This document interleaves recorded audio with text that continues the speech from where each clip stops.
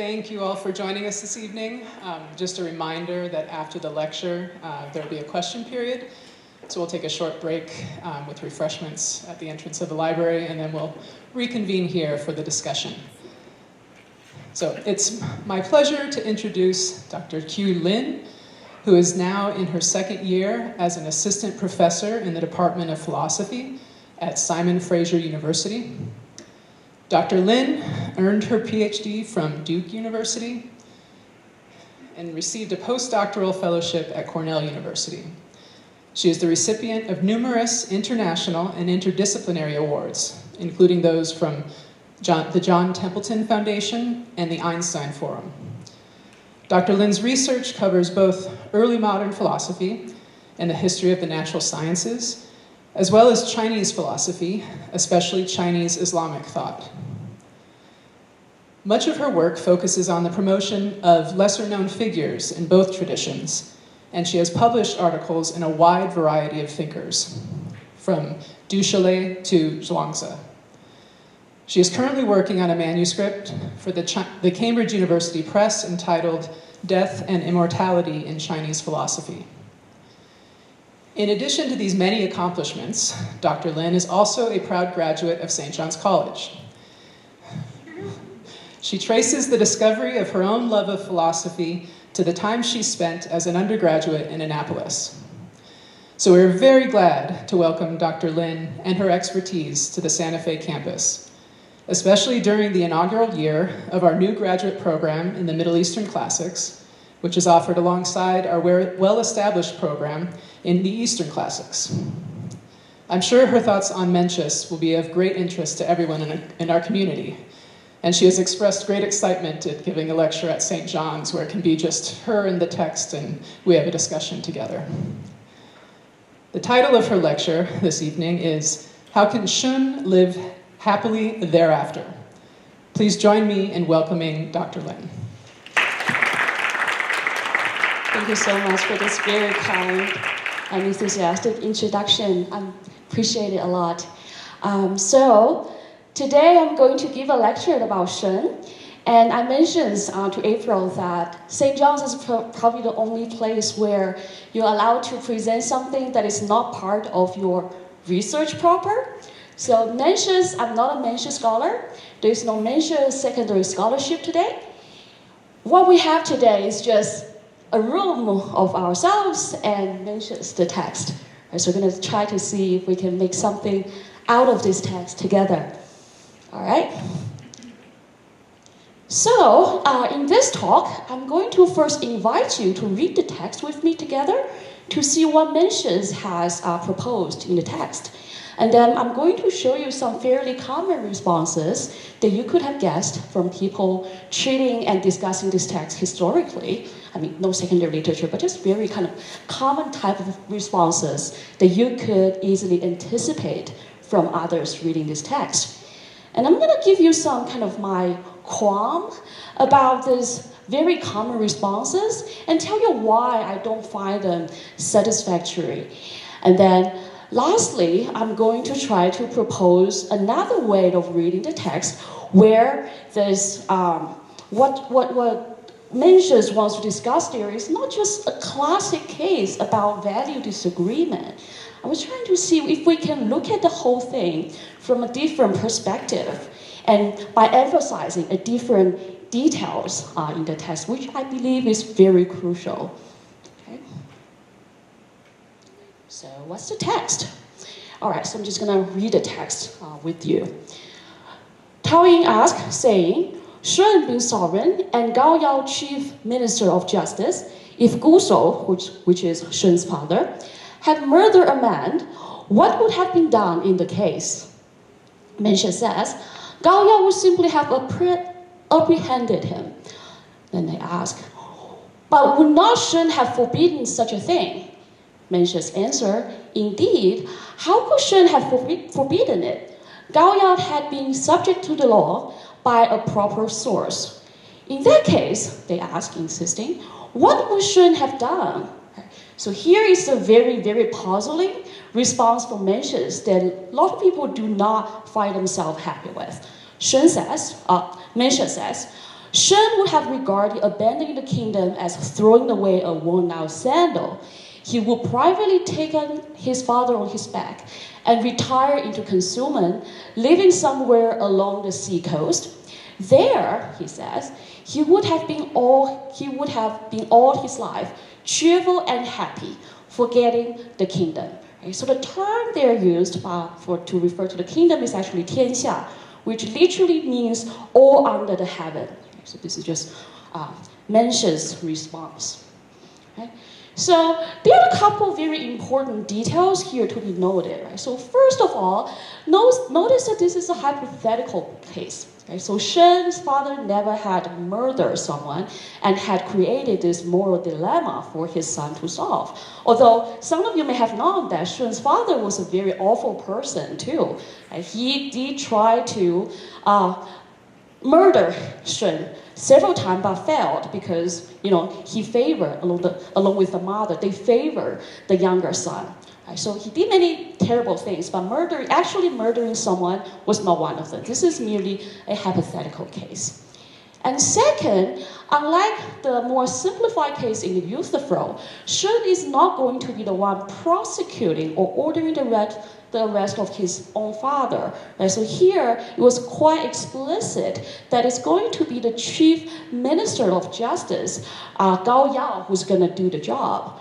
And three, relatedly, Shun would have stayed out of the way of due procedure, allowing Gao Yao, the prosecutor, to apprehend his father. So he's not going to do that himself, although he's going to allow this whole process to take place. And lastly, as one of the Bolden texts suggests, right, Shun recognizes that arresting his father, apprehending his father, is fully justified. Right? So he murdered someone, and he needs to accept what the law says is going to be his punishment. Right? So there's no problem about that on Shun's end.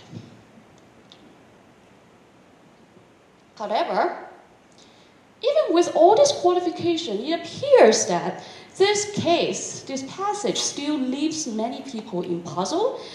Part of the reason was because, Mencian never gives explanations about what is involved in this case. Right? So this is a simple conversation. You've seen the whole text. This dialogue taking place between Mencius and someone else where, a very extreme situations was proposed as an invitation for Shun to say something about it, right? For Mencius to say something about it. But Mencius never kind of provide a further theorizations about this case. For instance, Mencius never says such things as, because filial piety is important, that is why Shun would have done what I said he would have done, right? There was no such thing mentioned in this case.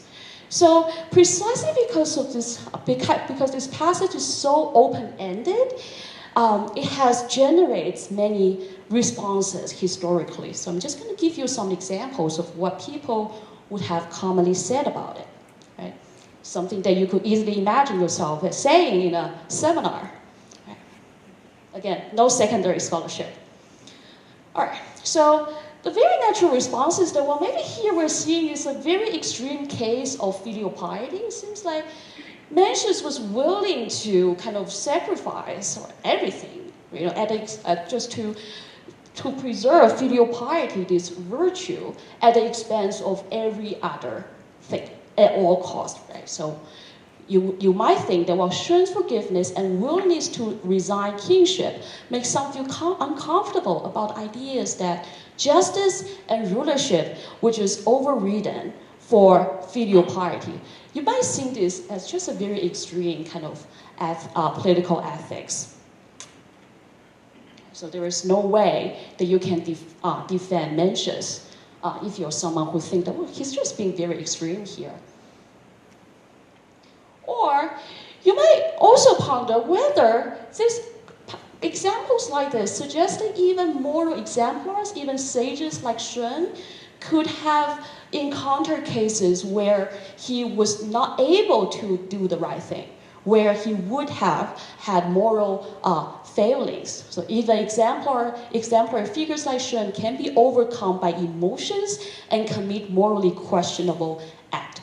For instance, by taking his father away, so that he can evade the punishment. And the story simply illustrates the limits of virtue, and that mistake may still happen even to the most morally perfect, morally ideal person that we know.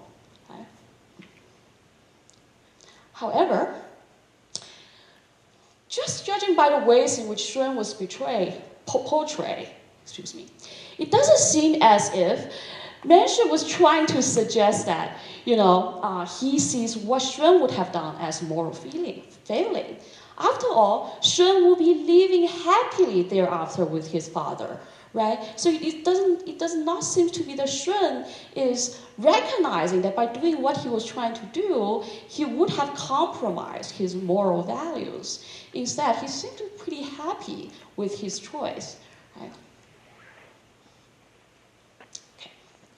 There's another ways of reading this kind of cases by kind of interpreting that as a very classic case of value disagreement, right? So Shun, on the one hand, is a son, and on the other hand, he's a king of the kingdom. So these two duties, you might think, demands different things off of him, and sometimes their demands simply were in conflict with one another. Right? So if you're someone who wants to read this as a classic case of value in disagreement, it seems that you might come to such a reading where you think that, well, by doing what Shun was doing, he seems to be a very good son, a very good ruler at the same time. Why? Well, he's a good ruler because he was never trying to stop the prosecutor from doing his job. And he also recognizes that his father deserved the punishment from the law because he murdered someone after all. On the other hand, you also think that, well, he's still a good son because he would just take his father on his back and take care of his father for the rest of his life. So it seems like the story portrays Shun as both filial and a good ruler. So if you're someone who thinks that, it seems like Shun is someone who can balance the demands of two distinct duties pretty well. Well, this is not an uncommon kind of reaction to the text because there are other parts of Mencius where you see very similar passages where, different roles demands of different things from the same person. So, for instance, this is the case where, someone asks Mencius to defend Shun's not telling his father about his getting married. Right? So this is a real historic case. I'm going to read it. When Zhang asked, the oath says, to marry a wife, what should one do? He must inform his parents. If it were truly as is said here, no one should have known it better than Shun. Why did Shun marry without informing them, the parents? Mencius said, if he had informed them, they would not have allowed him to marry. For the man and the woman to live together is the greatest of human relationship. To have informed his parents and then to have had to forego this greatest of human relationships would have resulted in antagonism between him and his parents. This is why Shun did not inform his parents.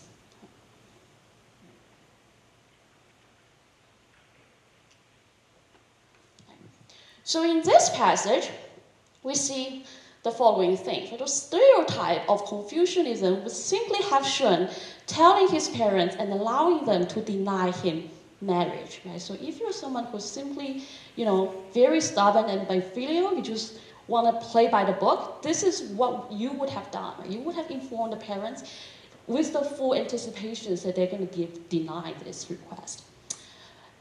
Mencius justifies Shun's choice not to do this because doing so would embitter his relationship with the parents. So Mencius' point is that Shun's primary concern here is not just with marriage, right? Not just to be a good husband, but with the relationship to his parents, but also to be a good son. Right? So fulfilling his own compelling needs is crucial for the relationship, even at the cost of denying a traditional prerogative of parents. Right? So the moral of the story seems to be that when the urgent interests of individuals with relationship conflicts, they must be reconciled with one another. So it seems like what Shun is doing, right, is highly successful. He really reconciled the interest or his role as a son and his role as a husband by not telling his parents, because he had this whole kind of reasoning behind this. Right? If I were to tell my parents, our relationship would have been bitter. Right? So instead of telling them immediately, maybe let me just wait for some time and reveal to them later. However, I do not think that cases, like these two cases, are that similar. So on the one hand, you have a case where Shun was able to be the good husband and a good son, but in the other case, it seems like Shun is surely a good son, but it's quite questionable that he is also a good king. Because, after all, in the first case, we do have a victim, we do have justice remaining unserved. So how could what Shun have done be the case where both the demands of his role as a king and his role as a son reconcile with one another? It seems like he cannot have his own cake and eat it too. He can only be the good son or the good king, but not both at the same times. At least that's my initial inclination when I follow this kind of traditional way of reading this case, of thinking about this case as a very classic conflict between two different kinds of duties, right? The duty of a son and the duty of a ruler. Okay, so you may wonder, right, so Johnny, how are we going to get out of this, right? I don't like where I am currently with this case. I really want Shun and Mencius to come out at a better light. Right? I want a better reading so as to just satisfy myself as a reader. Right? So I try many different ways of defending this passage, try to come up with a solution, so to speak, to how are we going to make sense of what Mencius recommended. Right? So one possible solution is to kind of highlight the hypothetical character of this whole case, right? Because this never happened historically. Maybe some students was just being difficult, right, in the seminar by pressing you with these very extreme cases. What would you have done, right, if your father killed someone and you happen to be the king of a state, right? Maybe they're just being difficult, and Shun and Mencius, in responding, wasn't being sincere at all. So remember, there were two responses in the text. It is only when, right? So the first response was something that made many people happy, go home happily with, which is just Shun would just have let his prosecutor do their own jobs, and his father would face the trial, and that's it. But it's this very difficult student, right? Someone who's maybe trying to make troubles for Mencius, and press him further and say, well, is this the whole thing? Do you have more that you want to say, right? So it seems like maybe Mencius was pressed to the corner and he just had to say something without meaning that sincerely. After all, this is a hypothetical case, right? He was not trying to give a defense for the historical sage King Sun, right? This was just something that was made up by his students. However, I think that it is precisely because this whole case is hypothetical, that a case where Mencius has the full swings of designing how it's going to go, all the details, that we need to treat it more seriously. Right? So if Mencius does not have any lessons or any message that he wants to send to us by making this so difficult, he doesn't have to. Right? So I think that just because it's hypothetical doesn't mean that it is not sincere. Instead, I think by designing this case in this particular way, Mencius was intentional. Right? He was trying to convey something important by making this unnecessarily complicated. Okay. So what then?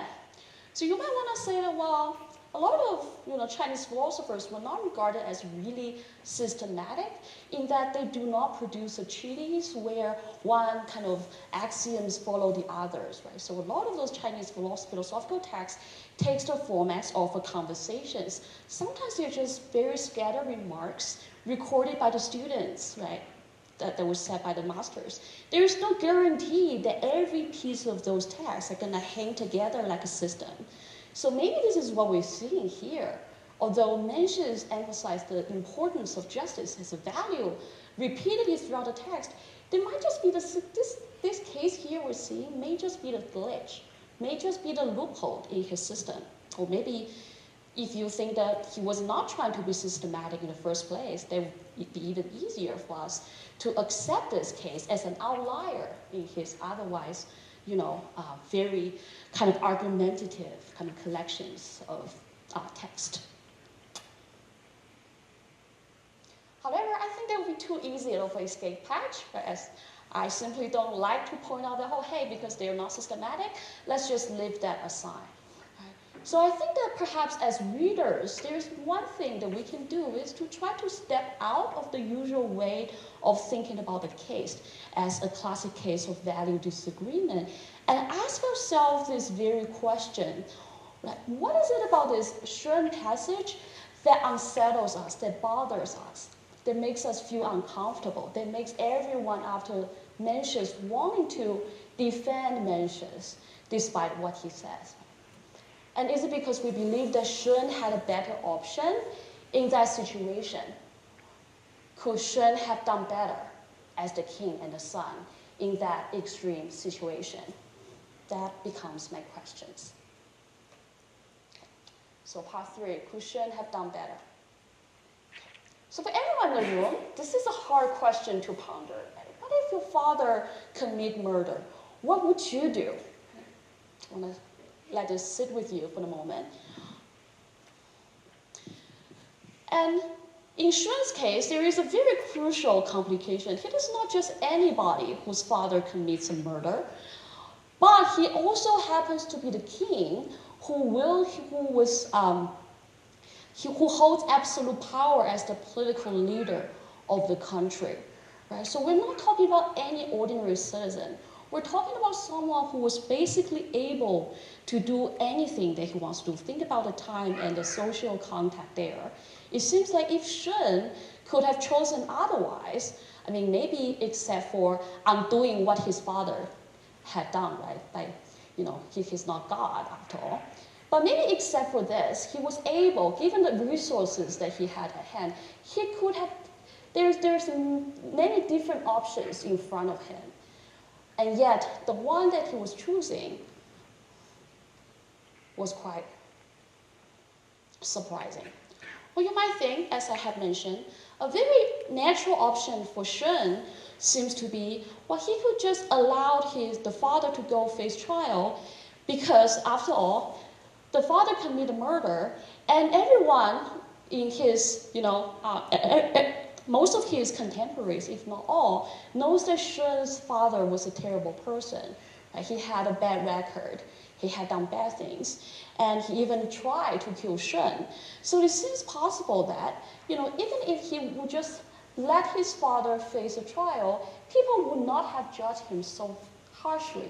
They might even praise him for being able to do something, to follow through the law, even though the subject is his own father. So this would seem to be a very, the easier things for Shun to do. Simply just let the system run its way. And yet, this is not what he does. Instead, he takes a course of action that is both surprising, I would say, because if you haven't read the text and if you were posed with the same questions, you wouldn't have thought that, well, the best thing for Shun to do would just for him to carry his father in the back and run away and live the life of a fugitive for the rest of his life. Right? You would never have thought that this could have been a good solution, let alone a morally praisable one. Right? And I would even argue that in some way it's kind of offensive to our moral feelings that, you know, this is actually Mencius' recommendation. And I think that was the reason why this case has stuck around so many years, inviting so many people to give different kind of defenses on or against Mencius. Okay. So, what does this course of actions means for Shun as a person? From the emperor of the kingdom, he becomes a fugitive, right? Because the 窃富而逃, which just means that he secretly, like a thief, take his blind father out of jail without using his power or any assistance to make the escape easier, right? This is something that he could have done, but he didn't do it. And in so doing, he also commits a crime himself. Again, another detail, 征海滨而处, which means that he would simply take his father to live to the very remote corner of the world, retreat to the coast, living in concealment and outside the bounds of society. Yet, in Confucianism, as many of you are aware, human relationships are crucial for the constitutions of the self. Right? We have a conception, we have ideas of ourselves by holding various kinds of relationship with people around us. Right? The self is constituted by those important relationships that we have with others. But by cutting himself from the society, Shun virtually cut himself off all the important relationship in his life, save for his relationship with the father. And this withdrawal, if you think about it, right, it's amounting to suicide. Right? It was simply there's very little left in this conception of self, except for his relationship with his father. And also, remember, there is this details about they're going to live happily thereafter, right? Despite this, he will live happily without bitterness, regret, or complaint. Mencius does not even emphasize that Shun would have tried to teach or remonstrate with his father about his wrongdoing. Right? So, in Confucius, there's the details about when your parents do something wrong, as a trial, you should remonstrate. You shouldn't just follow everything that they do. But that doesn't even seem to be emphasis on Mencius. For Mencius here, the focus seems to be entirely different. It's not about trying to correct his father so that he can become a better person. It is this details of happily living thereafter seem to be something just describing what would have happened when they ended up together, right? Both as fugitives. But I guess perhaps the most offensive of all, at least to myself, was this expressions of Shun would have cast aside tian-xia or the kingdom like a wool's shoes, which suggests that the welfare of his people means nothing to him, at least when compared to his duty to serve his murderous father. Right? So the exact phrase used here was a wool's sandal, something that was old, something that's undesirable. You just cast away the kingdom, everything that you have, your reputation, your life, your career, and all the people's respect, all the important human relationship that you've accumulated in your life. Everything was cast aside like a sandal. And I think fundamentally that's why I'm troubled by this. What Shun has done seems wrong in so many ways, and yet Mencius insists that he is a sage. Okay. So when I was reading this, right, one night, it just so happens that it really reminded me of Kierkegaard's Fear and Trembling, Abraham in Fear and Trembling, where Kierkegaard was asking this very crucial question. What if God had not spoken to Abraham at the end? What if there's no this command to stop him from killing his son? What would he have ended up in the eyes of everyone around him? He would have just been a murderer. So, and then I started to wonder, there's a similarity with Abraham's situation here with Shun. We find Shun ended up in a situation where he becomes a fugitive, doing something that nobody seems to be happy with, nobody seems to appreciate. People try so hard to save him from the embarrassing kind of decision to do this. There is a very striking similarity between Shun and Abraham at this juncture. So what to make of this?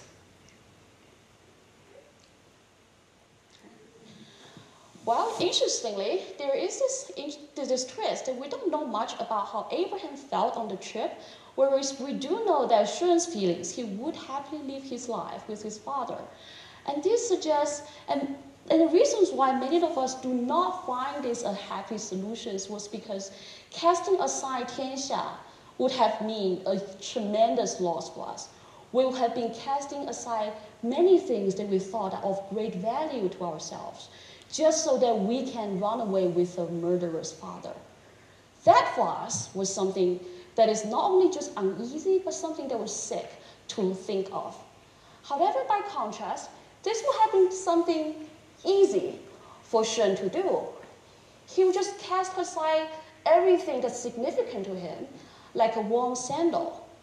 So in that respect, he was very different from us. Something that we would have perceived as troublesome and disturbing, he thought it was just natural, just like casting away something that's old and worn.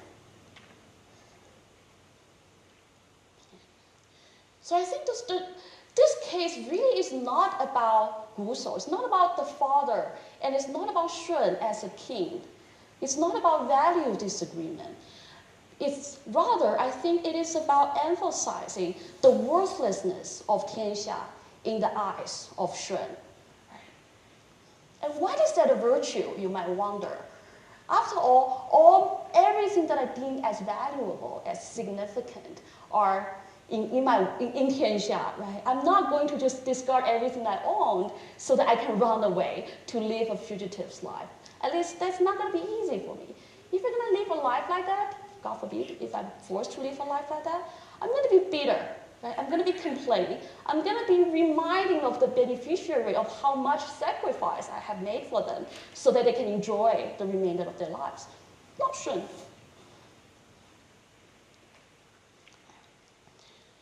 So, I think that the more interesting point here is not about value disagreement. It is about how we prioritize goods in life compared to our goods for our parents, especially when their love demands partial or even complete relinquishment of worldly goods. Right? So just think about this very common Confucian practice of asking of just like 3 years mourning period for your dead parents. So if your parents passed away, you were supposed to be there with them for 3-year mourning period, during which you might lose the opportunity to get promoted to a higher office. You might lose the opportunity cost is quite high. So I think the same ideas underlies this practice of this 3-year mourning period.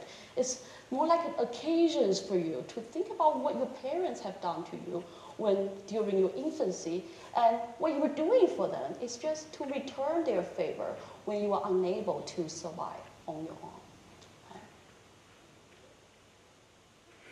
So, and I think this spirit of reading the text, right, this capacity and willingness to cast away tian-xia as just casting away our own shoes, goes very well with another passage where Mencius talk about what Junzi delights in. So this is what Mencius says.